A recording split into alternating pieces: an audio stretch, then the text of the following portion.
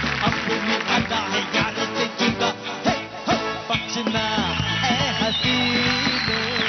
लुनास वॉकमेट खूप तरी थे गुप्तेमध्ये मी अवधूत गुप्ते तुम्हा सर्वांचं खूप खूप स्वागत करतो. काही बाहुल्या असतात त्या बोलत नसतात पण असं वाटतं की त्याच बोलतायत. खरं तर त्यांच्या आवाजात दुसराच कोणीतरी बोलत असतो पण आपल्याला विश्वास ठेवायचा असतो की त्याच बोलतायत. म्हणजे त्या बोलत नसल्या तरी आपल्याला असं वाटत असतं की त्यांनी बोलावं किंबहुना त्या बोलत नसतात तरी देखील आपल्याला वाटत असतं की त्याच बोलतायत. मी काय बोलतोय?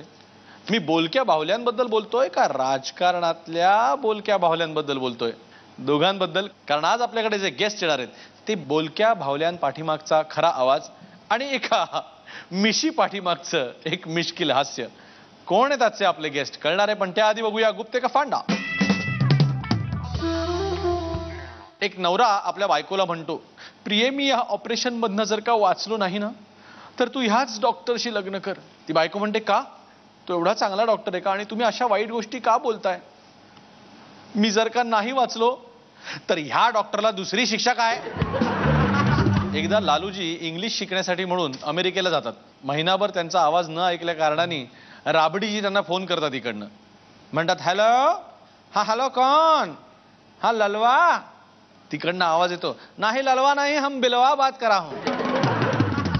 एक मुलगी रिझल्ट बघून म्हणते आई शपथ मी इंग्लिश मध्ये नापास झाले अनपॉसिबल. आणि आता स्वागत करूया आजच्या आपल्या पाहुण्यांचं. महाराष्ट्राचा झेंडा बोलक्या बाहुल्यांच्या क्षेत्रामध्ये संपूर्ण जगात फडकवणारे रामदास पाध्ये आणि महाराष्ट्राचे लाडके कवी अशोक नायगावकर.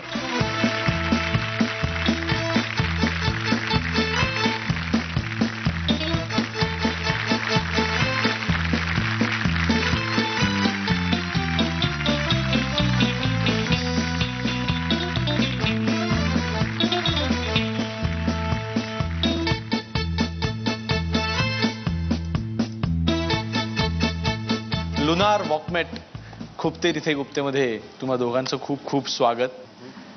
नायगावकर तुम्हाला बघून असं वाटतं की तिकडनं इथे येईपर्यंत काहीतरी विचार करून झालेला आहे तुमचा, काहीतरी सुचलेलं दिसतंय. नाही नाही असं काही सुचण्याचं यंत्र नाही माझ्याकडे. पण तुझं हे सगळं असा सूट वगैरे टाय बी लावलेला मला वाटलं असं 5 स्टार 7 स्टार हॉटेल मधला कोणतरी असा पटकन क्या क्या लेंगे की का असं वाटलं. तर हा माणूस संगीत दिग्दर्शक निघाला. म्हणजे असं काहीतरी गोंधळ होतो आपला. रामदासजी तुमच्या आणि बायकोच्या भांडणामध्ये कधी कोणती तरी बोलकी बाहुली मध्येच नाट खुपसून बोलते का हो कधी? नाही अर्धवटराव बऱ्याच वेळेला बोलतो. आवडाबाई नाही बोलत पण अर्धवटराव बोलतो. पण तुम्ही ज्या वेळेला भातुकली खेळायचा तेव्हाच्या ज्या बाहुल्या असतील त्या देखील बोलायच्या का? मला बोलल्यासारखं वाटायच्या. ते बोलत नसत त्यावेळेला. नाही पण तुम्ही खरोखर पहिली हातात बाहुली घेऊन कधी बोलायला लागलात? वडिलांनी मला जेव्हा शिकवायला सुरुवात केली वयाच्या 5व्या 6व्या वर्षानंतर त्यावेळेला मी रियाज करायला लागलो. त्यावेळेला हातात बाहुली घेतली म्हणजे बाहुली दिली. त्यावेळेला मला कळत पण नव्हतं ही शब्दभ्रमी बाहुली आहे. वा. पण रियाज हा शब्द कुठे कुठे लागू शकतो याचा मला एक नवीन प्रत्युत्तर आलं. म्हणजे जसा संगीताचा आहे नृत्याचा आहे तसा मी शब्दभ्रम आणि कळसूत्री बाहुल्यांचा रियाज जवळजवळ 9 वर्ष केला. 7व्या 8व्या वर्षी सुरू केलं आणि 16व्या किंवा 17व्या वर्षी माझा पहिला कार्यक्रम झाला. पण रियाज कसा असतो तुमचा? म्हणजे रियाज 2 म्हणजे एक तर शब्दभ्रमी म्हणजे व्हेंट्रिलॉक्विझम आवाजाचा रियाज जो मी वडिलांकडनं शिकलो. काही म्हणजे प्राणायाम सारखे श्वास दीर्घ श्वास आत घ्यायचा तो साठवायचा मग कमी जास्त प्रमाणात सोडायचा. मग भुंग्याचा आवाज ड्रोन व्हॉइस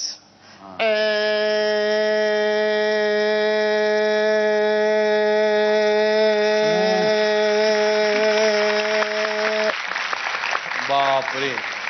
नंतर शब्द बोलायचे नंतर वाक्य बोलायची नंतर आरशासमोर बसायचं आवाज आणि वगैरे वगैरे. हे साधारण 9 वर्ष पुरलं मला ते.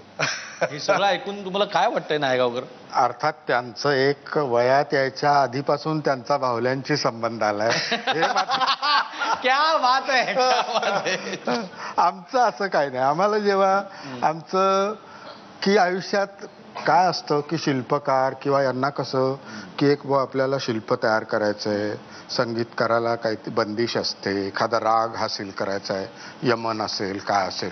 कवीला काय त्याच्या समोर असं काहीच नसतो, केव्हा सुचेल याची वाट बघत बसतो तो. तुम्हाला सांगतो खरोखर, तुम्हाला सांगतो असं काही नाही, केव्हा काय सुचेल काही सांगता येत नाही. खरंच तुम्हाला सांगतो. मग सुचलं की मग खूप स्वतःबद्दल म्हणजे अभिमान वाटतो आणि म्हणून मग पीळ द्यायला मिशी असावी म्हणून एवढ्या मोठ्या मिशा असतात. नाही मी हे बघ अवधूत की मी मिशांबद्दल ना, तो कोणत्या दिशाने देतो कुणा असं काही, मी पीळ या मिशांना कधी मारलाच नाही. मी कधी मिशांना पीळ नाही मारलेला, तुला सांग. पण ही तुमची जी हेअरस्टाईल आहे म्हणजे मिशांची हेअरस्टाईल क्या बात आहे. ती म्हणजे अगदी पहिल्यापासूनच आहे अशी.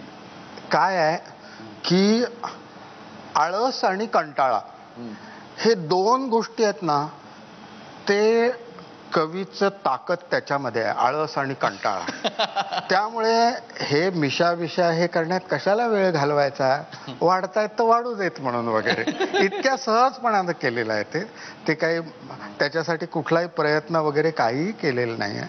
आपोआप वाढतंय, त्याला वाढता वाढता वाढे म्हणतात ना, तसं ते आहे. ती भाज्यांवरची तुमची कविता एकदा म्हणून दाखवा ना.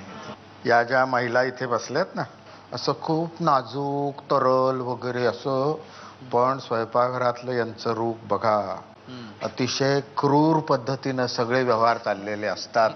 आणि मी कवी असल्यामुळं सत्य सांगणं हे कवीचं कर्तव्य असतं. तुम्हाला सांगतो, भले तुम्ही हा कार्यक्रम माझा नाही बघितलात तरी चालेल, तुम्हाला सांगतो. पण किती क्रूर गोष्टी चाललेल्या असतात. गळ्याशी नख खुपसून अंदाज घेत क्रूरपणे त्वचा सोलली जाते दुधी भोपळ्याची. सपासप सुरी चालवत कांद्याची कापाकाप चालली आहे. डोळ्यांची आगाग होते आहे. शहाळ्या नारळावर कोयत्याने दरोडा घातलाय. हे भाजलं जात आहे वांग. बघा, मला भरून आलं, तुम्हाला सांगतो. एक 5-6 दिवस प्रॅक्टिस केली, तुम्हालाही भरून येईल, तुम्हाला सांगतो. हे भाजलं जात आहे वांग, निथळतंय त्वचेतून पाणी टपटप, तडतडते मोहरी. हा अखेरचा फडफडाट कढीपत्त्याच्या पंखांचा उकळत्या तेलात आणि तिखट टाकलं जातंय भाजीच्या अंगावर. डोळ्यात किती क्रूर गोष्टी चाललेल्या आहेत बघा. धारेवर किसली जात आहेत गाजरं. पिळवणूक चालली आहे आंब्याची. सर्वहारा बनली आहे कोय. वरवंट्याखाली चिरडते आहे मीठ मिरची. आणि बत्ता घातला जातोय वेलदोड्याच्या डोक्यात. फडक्याने गळा आवळून मुसक्या बांधून दह्याला फासावर चढवलंय चक्का बनवण्यासाठी. हे भरडले जात आहेत गहू. लाही लाही होते मक्याची, ज्वारीची. भर बाजारात सुरा खुपसला जातोय कलिंगडाच्या पोटात. पोलीस नुसतेच बघतायत संत्र्या, मोसंब्या, केळ्यांची. वस्त्र उतरवली जात आहेत. हे काय चाललंय?